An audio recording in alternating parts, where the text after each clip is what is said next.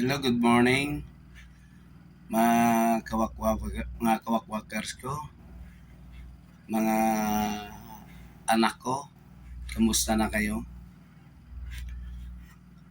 Una sa lahat, good morning sa iyo, Miss DC, co-owner,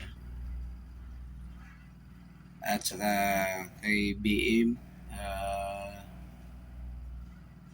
owner, at saka yung head admin natin, si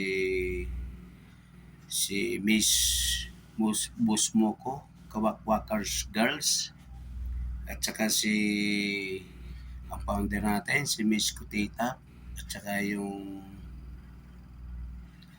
advisor natin, si Tol Hotdog, at saka yung secretary natin, si Miss Kia, at sa lahat at admin ng HML. Magandang umaga sa inyong lahat. Ako'y nagpapasalamat kasi natuloy itong event na ito ng mga anak ko, kawakwakers. At sana maging matagumpay ito at matapos ng maayos at walang problema.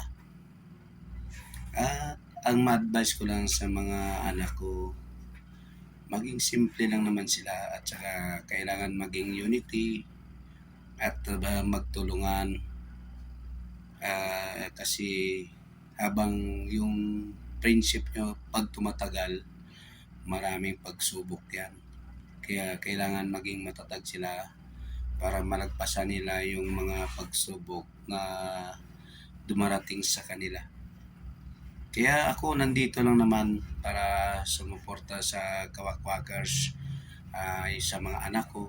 At hindi naman ako sabihin na kawakwakers lang yung sinusuportaran ko. Pati naman yung mga sa iba, sa Pilipinas na mga HML family, nandyan pa rin ako sa inyo. Hindi ko kayo pabayaan kasi yung puso ko para sa inyo, para sa taga HML. Kaya habang nandito pa ako sa pamilya natin, tutulong ako hanggang sa aking makakaya. Hindi naman ako nasabi na mayroon akong kinikilingan. Hindi ko naman isa lang naman yung katawan ko. Kaya kung sino yung may mga event, tutulong ako.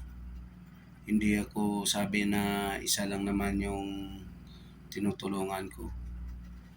Nandyan ako sa tabi nyo, yung pamilya ng HML. Kasi bago ako pumunta dito sa Imo,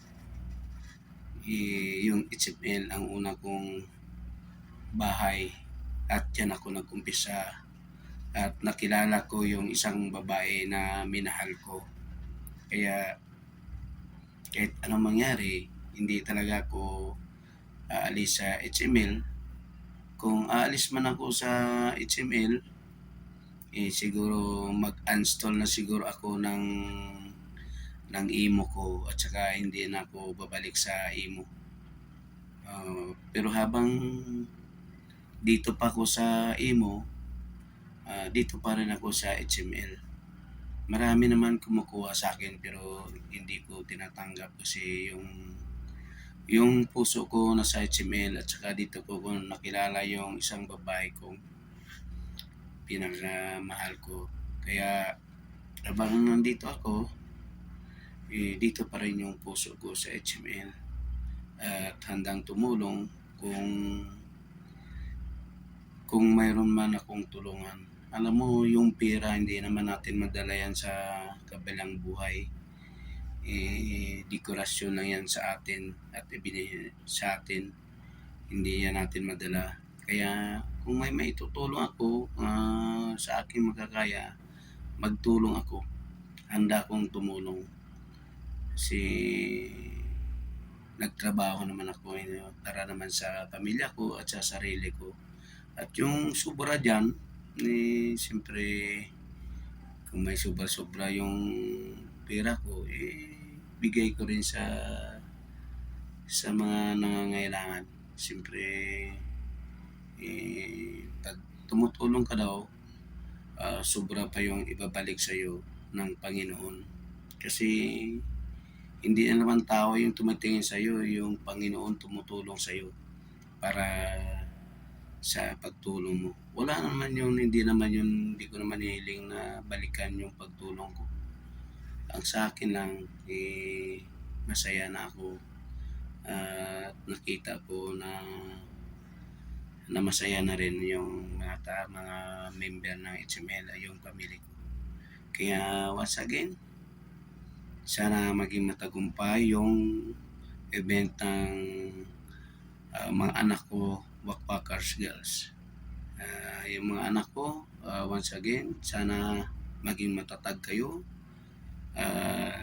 Wag pa na yung away. Wag maging hanis kayo sa isa't isa at magtulungan kayo. Yan ang pinaka-the-best. At saka iwasan nyo yung inggit. Kasi yung inggit yan ang nakakasira sa relasyon ng isang magkakaibigan. Kaya iwasan nyo yan.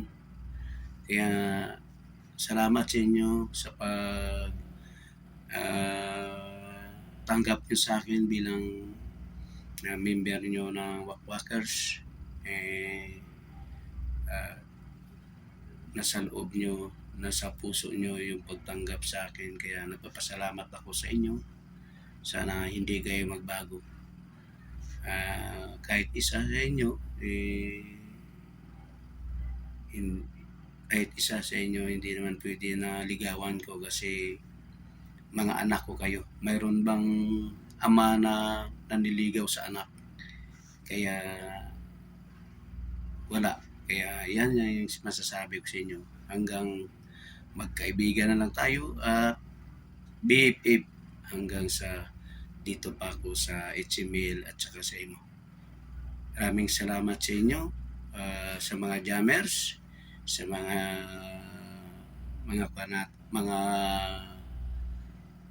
admin,